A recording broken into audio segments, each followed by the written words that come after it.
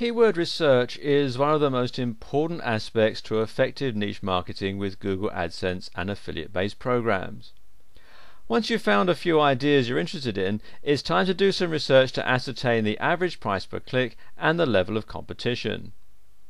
I use the Google Keyword tool for this. Now, it's free and it gives you a general idea of how much you might make for each click, and it's relatively accurate. It's quite a long URL to find, so if you just do a search in Google for Google AdWords Keyword tool, it'll give you the link to it. And this is what it looks like. They have actually changed the interface of late, and to get the maximum benefits out of it you do need to have an account with Google, but setting up an account is actually quite straightforward and it's free. To use this properly, what you do is first of all simply enter a seed term to get some search ideas. So let's just do that. Let's use the word or phrase golf, and then you want to come down here to where it says advanced options. Now, for locations and languages, it will always default to your home country, or the country whose IP address your computer is signifying that it's from. Now, I'm in the UK, so it's telling me the United Kingdom. I'm going to change that to all countries, and we'll keep it in English. And then where it says filter keywords, I want to filter them here by estimated average CPC, and then we'll click on search.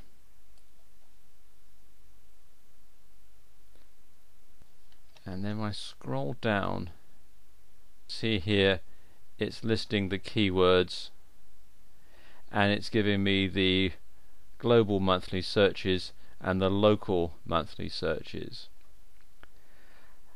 Now, once you see the results, what you want to do is add another column so that you can see the estimated CPC. So come here to columns, and you can see all the columns that it wants you to see. What I'm going to do is select this one here, estimated average CPC, and I'm going to knock out all these because it's only a small window, but this is what we're interested in. And then click on save, and there you go, and it's giving me the estimated cost per click. Now, I'm in the UK, so it's listing the prices here in pounds sterling. If you're in the US, it will list them in US dollars, and for other countries it will list it in your local currency. Now remember, this is not how much you're going to get per click. Google doesn't reveal the actual percentage they pay AdSense publishers based on advertising revenue, but from my own experience I've found that on average I'm receiving between 10 and 55% of the average CPC. So by using Google's AdWords keyword tool to identify potential keywords and evaluate the average cost per click, I can focus on higher paying keywords. While this isn't always going to be a guaranteed method of ensuring that the ads that appear on your site are higher paying ones, it can help you maximize the chances of targeting more profitable keywords when creating content for your website.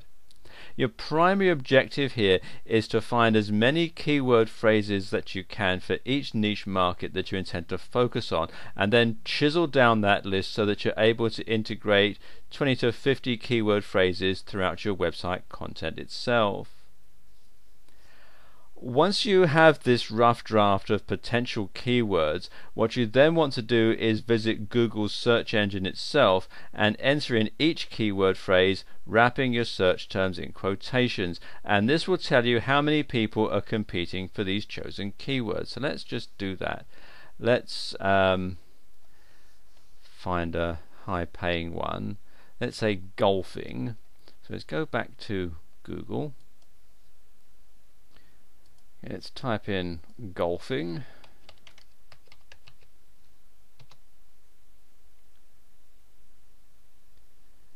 and you can see here that golfing gets 10,200,000 results. And here are the results for a few other random niches. We've got scrapbooking, and that's got 17,300,000 results. Weight loss, and you notice because there's more than one word, I've put weight and loss in quotations. That's 66,400,000 results. Bonsai, that's got 8,480,000 results. And knitting, that's got 28,700,000 results. And what you want to do now is to go back to the AdWords keyword tool and drill down using these phrases to get more keywords for each particular niche, and to find out what the average cost per click is for the seed keywords in each niche, and compile those so that you can compare them and do your niche research. Now when we compare all our topics, we get the following cost per click, and I've got them here in a file for you in the British pounds like it appears to me, and I've also converted them into US dollars.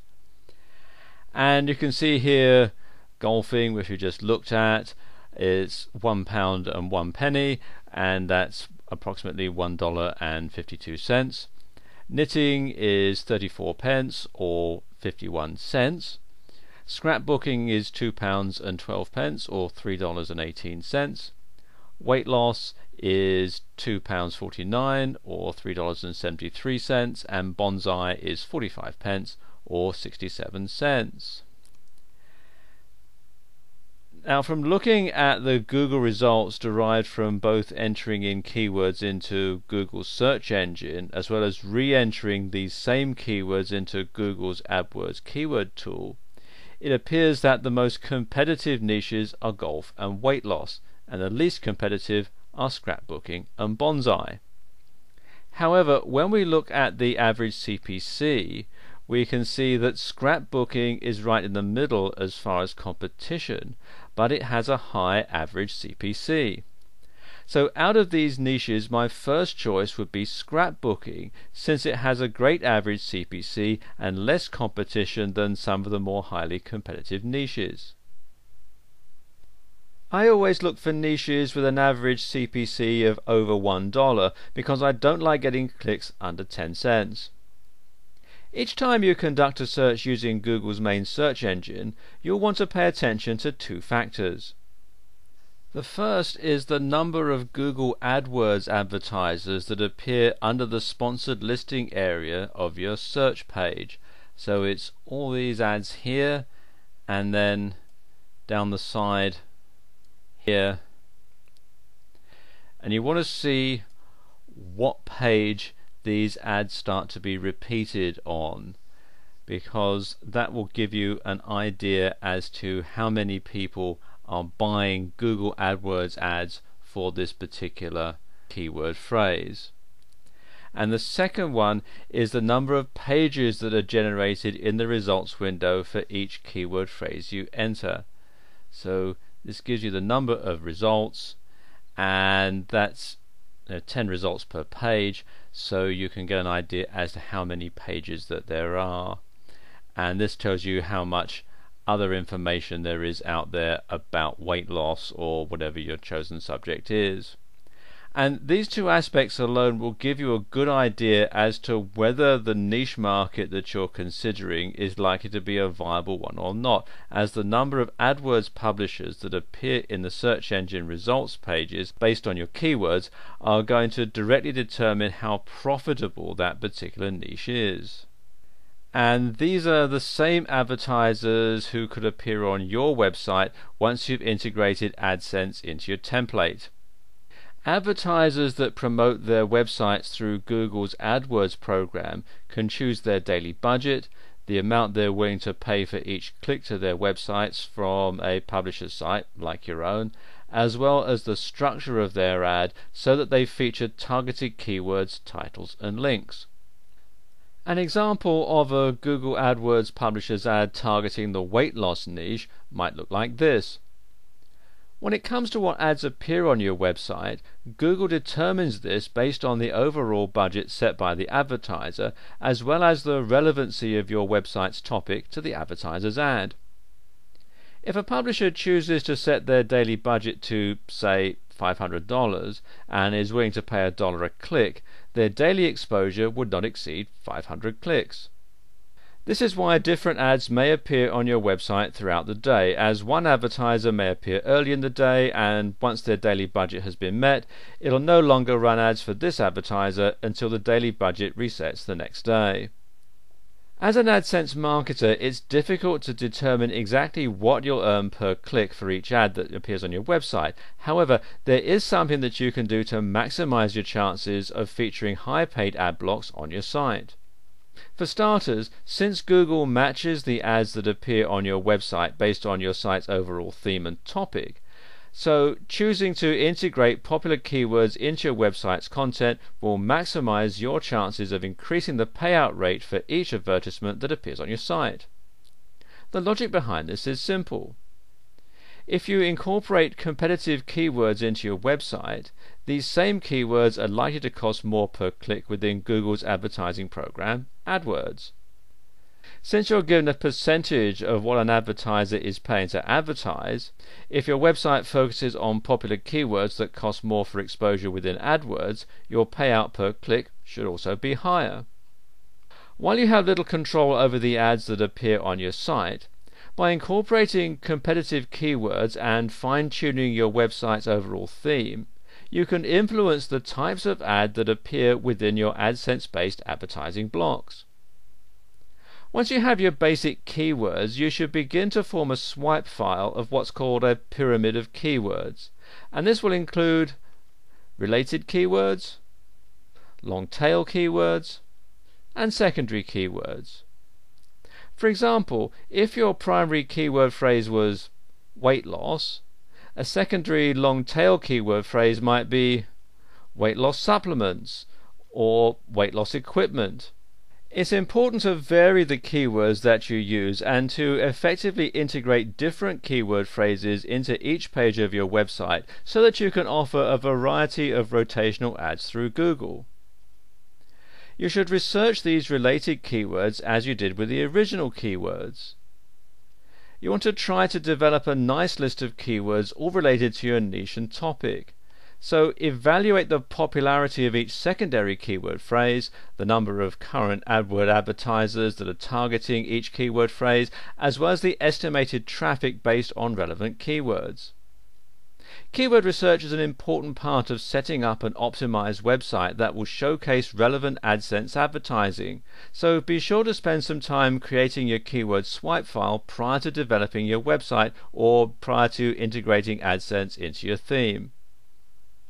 When creating your website, AdSense requires that you showcase a privacy policy. I'd also suggest making sure that your website has at least 10 pages of content prior to launching your site, so that you'll have enough material to encourage return visits from those exploring your website. I would also add a sitemap to your site so that search engine crawlers, the spiders, are able to consistently index your website, which will help you in terms of search engine optimization and overall positioning in the search engines. Now, here is my quick-step website setup process. Step 1. I choose my niche market. Step 2. I conduct keyword research using Google's utility. Step 3 is to register a domain name with relevant keywords. Step 4 is to set up hosting for my website.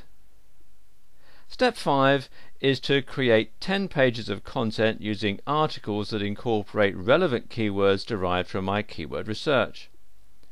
And then finally, step 6, when constructing my website, I always focus on generating quick traffic by focusing on low competing keywords first. As my site continues to grow, I generate traffic and it builds external backlinks, and I'll modify my landing page to feature more competitive keyword phrases, maximizing the CPC of the Google AdSense ads appearing on my site. Each sub-page would feature additional content utilizing my list of secondary, that's long-tail keyword phrases, so that I could rank for various keywords and generate different AdSense ads for each topic that I'm covering. I would later modify my main landing page so that it's heavily focused on the most competitive keyword phrases once my website has begun to generate traffic. These are the ones that are far more likely to generate higher click-through rates for my AdSense ads. Choosing to initially focus on lower competing keywords will also help you rank quickly within the search engines, as there will be fewer people attempting to rank for those same keyword phrases. If you're looking to set up a website quickly without having to register a domain name or set up a hosting account, you could develop a free blog using Blogger, which you can find here at blogger.com, or the hosted version of WordPress, which you can find here at wordpress.com. Both services offer a free remotely hosted website that you can integrate AdSense advertising into quickly. While I recommend registering your own domain name and setting up your own hosting account whenever possible, as you'll gain far more control over your content and the website itself, using a free blog service is an alternative option if you're unable to set up your own site. Now, when it comes to choosing your domain name, I always focus on registering a domain that incorporates my primary keywords whenever possible. You have to be careful about the keywords you choose, because you don't want to choose a domain that relates to only a small segment of your overall market. Instead, try to register a domain name that incorporates your keywords but offers the ability to expand on your content and overall theme. For example, if I intend on creating a Google AdSense based website on the topic of golf, rather than register a domain name such as golfequipment.com, which would restrict my focus to equipment, I would instead choose golfresources.com so that I could expand my coverage and offer multiple categories featuring various topics. If you need help coming up with potential domain names, try using Nameboy, which you can find here at nameboy.com. And this site will suggest available names based on keywords that you enter into the search box. You can also use this site, instantdomainsearch.com, to identify available keywords as you enter individual words into its search form.